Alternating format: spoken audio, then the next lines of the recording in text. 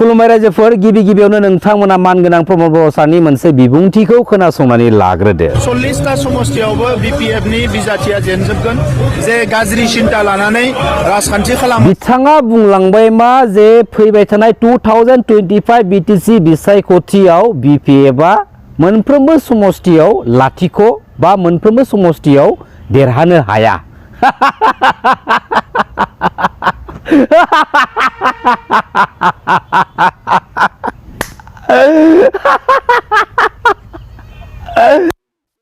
फानि जोबोद माने मिनिथावना बाथ्रा दा बेफोरबायदि जुदि जामारोब्ला फैबाय थानाय समाव बै EVM मेसिन माखाखौ खावनांगोन बा बै EVM मेसिननि सफ्टवेयारफोरखौ मा नांगोलाव थुबाबो माने ट्रेक्टराव जाखांहैनाय खालामनांगोन आरो थारैनो जुदि बेफोरबायदि जामारोब्ला आं बुंनाय बायदि जाब्लासो जाहैगोन नंगौना नङा रायजो राजा नोंथांमोन दा मोनसे खोथाया रायजो राजा नोंथांमोन जे जोंनि सोमावसारनाया गोजोननि थाखाय सान्थिनि थाखाय जों सोमावसारदोंमोन नामा बे सोमावसारनायावनो जोंनि हारिनि गोबां जोहोलाव आरो जोहोलावजोफोरा हारिनि थाखाय गावसोरनि बेसेन गोसा जिउखौ बावसोमलांनांबाय अब्ला बैसोरो जायफोरनोखि गावसोरनि बेसेन गोसा जिउखौ बे सोमावसारनायनि मुङाव हारिनि थाखाय बावसोमलांबाय अब्ला बैसोरो बे गोजोननि थाखाय बे सान्थिनि थाखाय बावसोमलांदोंमोन नामा बावसोमलाङाखै जोंनि बे बर' हारिखौ भारत हादरनि सिङाव मोनसे आलादा रायजो सोरजिनानै जोंनि हारिखौ सिनायथि होनायनि थाखायसो सोमावसारनानै गावसोरनि बेसेन गोसा जिउखौ बावसोमलांदोंमोन नंगौना नङा रायजो राजा नोंथांमोन नाथाय एसेबां बोसोर जोंनि हारिनि बे मोनसेल' सिमां बे सिमाङा दिनै बिटिआर एकर्डनि गेजेरजों बबेयाव गोमाना थाबोखो आरो बेनि फिननायखौ दिनैनि बे स्टेजाव सोर लिडारा फिननाय होगोन आइफोर आफाफोर नोंसोरो सानदोंना सानाखै बे बाथ्रानि सायाव सिडली बाइ इलेक्शनाव UPPL पार्टीनि सासे केन्डिडेटआ दिनै देरहालांबाय मोजांनि बाथ्रा आंबो साबायखर बावगोन मोनथाम पार्टीजों लोगो नांनानै दिनै सिडली बाइ इलेक्शनाव देरहालांबाय आरो बे देरहालांनायखौ लानानै गोबां मानसिफ्रा दिनै रंजादों रंजाखागोनबो डेफिनेटलि आंबो रंजागोन देरहायोब्ला नंगौना नङा रायजो राजा नोंथांमोन नाथाय बेनि गेजेराव मोनसे साननो गोनां बाथ्राया जाहैबाय मा जेरावनोखि बे मोनथाम पार्टीनि एगेन्स्टआव BPF पार्टीया BPF लाभार्स BPF सापर्ट खालामग्रा बै मानसिफोरखौ सुंथानो थाखाय बा पार्टी लाभार्स मानसिफोरखौ गोसोखौ सुग्लाय होनो थाखाय BPF आबो बे मोनथाम पार्टीनि एगेन्स्टआव बे सिडली बाइ इलेक्शनाव स्टेन्ड खालामदों नाथाय मोनसे साननो गोनां बाथ्रा बेवहाय BPF आ हारसिं स्टेन्ड खालामदों बेराफारसेथिं मोनथाम पार्टीजों लोगो नांनानै BPF जों फाइट पलिटिकेलि फाइट नाथाय BPF आ गाव हारसिंनो 57,700 सामथिं भटखौ मोननो हादों आरो बैसोरो मोनथाम पार्टीजों लोगो नांनानै 94,000 सामथिं भटखौ मोननो हादों अब्ला नाय बे बिथिंखौ नोजोर होनानै नाय मोनथाम पार्टीजों लोगो नांनानै 94,000 सामथिं भटखौ मोननो हादों बेराफारसेथिं BPF आ हारसिंनो गावनो स्टेन्ड जानानै 57,000 सामथिं भटखौ मोननो हादों दा फैबाय थानाय समाव आपकामिं 2025 BTC बिसायख'थिखौ बे सिडली बाइ इलेक्शनजों रिलेटेड खालामनानै जों जुदि दा समाव जों जुदि सावरायनो थाङोब्ला पलिटिकेल थासारियाव जोंनि BTC आव माखासे गुबुन पलिटिकेल पार्टीनि मास्टार माइन्डेड पलिटिकेल लिडारफोरा जोंनि माखासे पलिटिकेल लिडारफोरखौ सिंजों दौदों गावसोरनि पलिटिकेल पार्टीनि बेनिफिट्सखौ लागासिनो दङ नाथाय बैफोर लिडारफोरा दिनैनि स्टेजाव जेबोआनो उदिस गैया दिनैनि स्टेजाव सोरनिबा थुलुंगानाय लानानै नों जुदि स्टेन्ड जानो हादोंब्ला बेवहाय गोजोननाय गैया रायजो राजा नोंथांमोन हायोब्ला नोंनो हारसिंनो गावनो स्टेन्ड जानो नाजा आरो स्टेन्ड जानो जुदि दिनैसिमबो हायाखैब्ला फैबाय थानाय समाव नोङो नाजालांबाय था दिनै नङा गाबोन नङा सानसे नोङो साक्सेसफुल जागोन नाथाय जागायजेननाय समनिफ्रायनो सोरनिबा गुबुननि आन्दै थुलुंगा लानानै नों जुदि स्टेन्ड जाबोबाय थायोब्ला नोंहा बेयाव जेबो भेलु गैया इ भेलुलेससो माबोरै भेलुलेस होनना बुङोब्ला जेरावनोखि नों गुबुननि थुलुंगा लानानै नों दिनै स्टेन्ड जादों आरो नोंनि स्टेन्ड जानायनि क्रेडिटखौ बै गुबुना लायालासिनो ओरैनो ओंगारगोन नामा मालाबाबो अंगारा थिग बेफोरबायदिनो बे बिटिआर एकर्डनि उनावहाय जोंनि बिटिसि ओनसोलनि माखासे डेभेलपनि आरो माखासे एनडिबि ब्रादार्सफोरनि रिहेबिलिटेसन मोननांगौ मोनथायनि सायावबो दिनैनि स्टेजाव जोंनि हारिनि माखासे पलिटिकेल लिडारफ्रा बै गुबुन हारि पलिटिकेल लिडारनि खाथियाव थांनानै पारमिसन लानो गोनां जायो साजेसन लानो गोनां जायो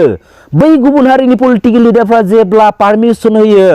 एक्सेप्ट खालामो अब्लासो जोंनि बिटिसि ओनसोलनि जेसेबांखिनि गांनाय उखैनाय दङ बैफोरखौ खुगा सिनानै बाथ्रा बुंफैनो हानाय बैफोरखौ मावफुंनानै होनो हानाय गोहोखौ मोनो रायजो राजा नोंथांमोन अब्ला फैबाय थानाय समाव जोंनि ओनसोलनि थाखाय जोंनि हारिनि थाखाय बेफोरबायदि सिस्टेमखौ जोंनो नांबाय थागौ ना बेनिफ्राय आलदा सिस्टेमखौ जोंनो नांगौ दिनैनि स्टेजावनो साननानै लाखा मोजाङै रायजो राजा नोंथांमोन दा बेराफारसेथिं जोंनि बिटिसिआव बिपिएफ आरो इउपिपिएलनि बाथ्रा जोंहा न'खरावनो मोननै स्पेसियेलि बिपिएफ आरो इउपिपिएल पार्टी दंखायो दा बे मोननै इउपिपिएल आरो बिपिएफ पार्टीखौ लानानै खौसे जानांगौनि सायाव सावरायलायबाय दं होननानै जों दिनैसिमबो खोनादों नाथाय सिटखौ लानानै माखासे बेले बेजे सावरायलायनाया दिनैसिमबो साक्सेसफुल जायाखै सोरबा सिटखौ लुबैयो सोरबा सिटनि सिटखौ आगारनो बायो दा बे बिथिंनि बेलायाव मालाबाबो साक्सेसफुल जाखाया नाथाय बेराफारसेथिं जों गावजों गावनि गेजेराव एना एनि जानायखौ सुबिदा लानानै गुबुन हारिनि पलिटिकेल पार्टीफ्रा जोंनि बिटिसिआव थोंजों एन्ट्रि मारिगासिनो दं जोंनि माखासे बर' लिडारफोरखौ लाफानानै जोंनि माखासे बर' लिडारफोरखौ पलिटिकेलि इउज खालामनानै अब्ला नायदो जोंनि गासै बर' हारिनि बेसेनजों लानानै फैनाय माखासे बेसेननि बिदैफोरखौ दिनैनि समाव बै गुबुन हारिनि पलिटिकेल लिडारफोरा लोंबाय दंना गैया रायजो राजा नोंथांमोन जोंनिफ्राय बांसिन बै गुबुन हारिनि पलिटिकेल लिडारफोरा लोंगासिनो दङ आरो जोंनि हारिनि बेसेननि बिदैखौ जोंनि बर' फिसाफोरा लोंनो थाखायबो बै गुबुन हारिनि पलिटिकेल लिडारफोरनाव पारमिसन लानो गोनां जानानै फैदों दिनैनि बे स्टेजाव अब्ला बेसेबां लासिं सिं दिनै मोनफ्रोमबो बिथिङाव एभ्रिथिं बिटिआर एकर्डनि उनावहाय मोनफ्रोमबो बिथिङाव जोङो पलिटिकेलि सार्थ पार्टी लाखिलायनानै सासे सासेखौ सोंखारिनाय पलिटिकेलि सार्थ पार्टीजों सोरखौबा सापर्ट होनाय सोरखौबा सापर्ट होयि सोरखौबा थुलुंगा होनाय सोरखौबा थुलुंगा होयि सोरखौबा इगनर खालामनाय सोरखौबा नेवसिनाय बायदि बायदि बाथ्रा मोनसेल' लामा जोंहा दा समाव जोंनि ओनसोलखौ आरो जोंनि हारिनि जायफोर सिमां दंमोन बैफोर सिमांफोरखौ पलिटिकेलि फिल्डनि गेजेरजोंसो जोङो आरजिनानै सोरजिनानै लानांसिगोन दा बे बिथिंखौ नोजोर होगोन ना होआखै जोंनि हारिनि बै माखासे पलिटिकेल लिडारफ्रा ना बिसोरो पलिटिकेलि गावजों गाव डिबेट खालामलायबाय थानानै गावबा गावनि बेसेनखौ लायै लायै जोंनि हारिखौ मोनसे समाव बबेबा जाबोरबारियाव ज' गारसोमहैनोसो सानबाय नामा बिसोरलाय जोंहा जेबो लामा गैला दायो बे पलिटिकेल बिथिंनि गेजेरजोंनो जोङो जोंनि हारिनि बै आद्रा जाफुङै माखासे थांखिफोरखौ जोङो मावफुंना लानांसिगोन बेनि थाखायनो फैबाय थानाय समाव जोंनि हारिनि गेजेराव जेसेबांखिनि पलिटिकेल लिडार दं दा समसिमहालागै बैफोर पलिटिकेल लिडारफोरा गासैबो इउनाइटेड जानानै जोंनि हारिनि माखासे सिमांफोरखौ लानानै माखासे थासारिफोरखौ लानानै ज' इउनाइटेड जानानै लामा हान्थिब्ला मोजां जागोनखौ आं सानो दिनै गुबुन हारिनि पलिटिकेल पार्टी बा गुबुन हारिनि पलिटिकेल लिडारनि एडभाइसखौ जोंनि बे बिटिसि पलिटिकेल फिल्डआव मानो एन्ट्रि खालामनो होखोब्रा गुबुन हारिनि गाज्रि खैसारनिफ्राय जोंनि हारिखौ बासायनो थाखायनो हारिनि थाखाय संग्राम खालामबोबाय हारिनि थाखायनो गासै बर' फिसाफोरा बै गुबुन हारिनिफ्राय रैखा मोननो थाखायनो नांबोबाय दानलाय सुलाय खालामबोबाय बेसे बर' फिसा थैलांखो आरो दिनैनि समाव बै गुबुन हारिनि ब्रेनजोंसो जोंनि बिटिसिखौ सालायनो नाजागासिनो दं नामा लाजिनांगौ एसे अब्ला बै समाव हारिनि थाखाय संग्राम खालामनानै हारिनि बाथ्रा बुंबोनाय बै बाथ्राफोरा मामोन ना ओरैनो फ्लामोन नामा निजिनिखौ मोनग'नो थाखाय बै रोजा रोजा बर' फिसाफोरनि सिगाङाव बायदिसिना गोदै गोदै बाथ्राखौ माने बुंबोदोंमोन नामा दिनै पलिटिकेल फिल्डआव फैखांनायनि उनावहाय ओरैबायदि सानैसो पलिटिकेल लिडार दं जायफोर पलिटिकेल लिडारफोरनि केरेक्टारखौ दिनै आबुं महरै जों गासै रायजो राजाफ्रा गासै बर' फिसाफ्रा जों दिनै नायनानै नुनो मोनबाय लोगोसे बेनि गेजेरावनो माखासे बर' फिसाफ्रा दिनै नुबाबो नुयै बायदि जानानै गरसे गरनै मुलाम्फा मोननायनि थाखायनो बावगारसोमनानै बेनिनो खिथु खिथु ओंखारफागासिनो दङ नाय अब्ला नाय साफ्रोमबो सुबुङानो गावबा गावनि जिउखौ गावबा गावनि न'खरखौ दैदेनलांनो थाखाय माबा मोनसे नङा लामानि राहाखौ लाखायो नाथाय बेनि गेजेरावबो जोंहा हारिनि बाथ्राखौ लानानै जोंहा साननांगौ गोबां बाथ्रा दङ सोरबा लिडारनि माखासे गनायजाथावै बाथ्राफोरखौ लानानैबो जोंहा फिननाय होनो जोंहा गोनांथि दङ बेखायनो माखासे सम आरो थासारिखौ लानानै जोङो बेनि एगेन्स्टआव जों बाथ्रा बुंलांबाय थानांगोन नङाब्ला सोरबा गाज्रि लिडारनि दैदेननायखौ जों जेबो बुङालासिनो जेबो सोंखारिलासिनो जों सिरि जुदि थाबाय थायोब्ला सानसे समाव बै लिडारनि थाखायनो गासै बर' फिसाफ्रा ओरैबायदि सातजाला सहायनांगोन ना बेखौ सिमाङावबो सानाखैबो जानो हानाय गासै जोंनि हारिनि बर' फिसाफ्रा बेखायनो फैबाय थानाय समाव थासारिखौ मोजां लाखिनोब्ला जोंनि हारिखौ पलिटिकेल बिथिंनि गेजेरजों जौगाहोलांनोब्ला पलिटिकेल फिल्डनि गेजेरजों जोंनि हारिनि गेजेराव जेसेबां पलिटिकेल लिडारफोर दं एक्सुअलि थारखौ जों जुदि दिनैनि समाव जों बुंनो थाङोब्ला इउनाइटेड जा पलिटिकेल फिल्डखौ स्ट्रं खालाम लोगोसे मेजरलि जोंनि हारिनि जेसेबांनि पलिटिकेल लिडारफोर दङ गावजों गाव डिबेट खालामलायनानै समफोरखौ ओरैनो वेस्ट खालामालासिनो बे पलिटिकेल बिथिंनि गेजेरजों माबोरै हायो माबोरै हाया माखासे एखेबारे लजिकेल आन्डारग्राउन्डनि बाथ्राफोरखौ लाखुमानानै पलिटिकेलसो डिबेट खालामलांबाय थानांगौ बै माखासे डार्टि पलिटिकेल जायफोरनिखि गुबुन हारिनि बैसोरजों नंगौना नङा रायजो राजा नोंथांमोन बेखायनो फैबाय थानाय समाव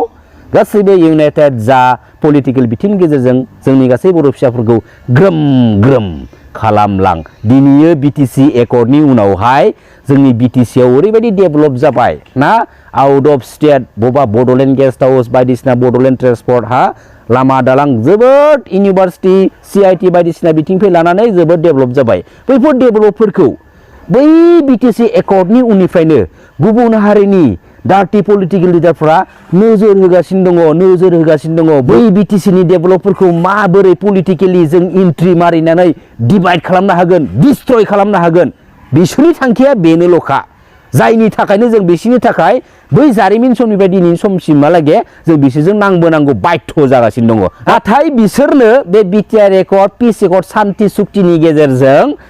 बै मणिपुरनि बायदि जोंनि गेजेरावबो पलिटिकेल बिजोंनि गेजेरजों दानलाय सुलाय बायदिसिना बुलाय सुलाय खालामनो नाजानाय माखासे प्लेन पलिसिफोरखौ जों दिनैनि समाव मोनदांदों एसेब्लाबो जों मालाबाबो जानो होनाय नङा नांगौब्ला बेफोरबायदि हाबाफारियाव जोंनि हारिनि सोरबा पलिटिकेल लिडारा बै गुबुन हारिनि डार्टि पलिटिकेल लिडारफोरजों बै गुबुन हारिनि डार्टि जायफोरनिखि जोंनि बर' हारिनि एन्टि बैफोरजों थाफानानै जुदि खामानि मावदोंब्ला बै लिडारखौबो जोङो ओरैनो अंगारनाय नङा फैबाय थानाय समाव बे बाथ्राखौ खिन्थु गोसोआव लाखि खुलुमबाय जै बर' हारिनि जै बर' बिमानि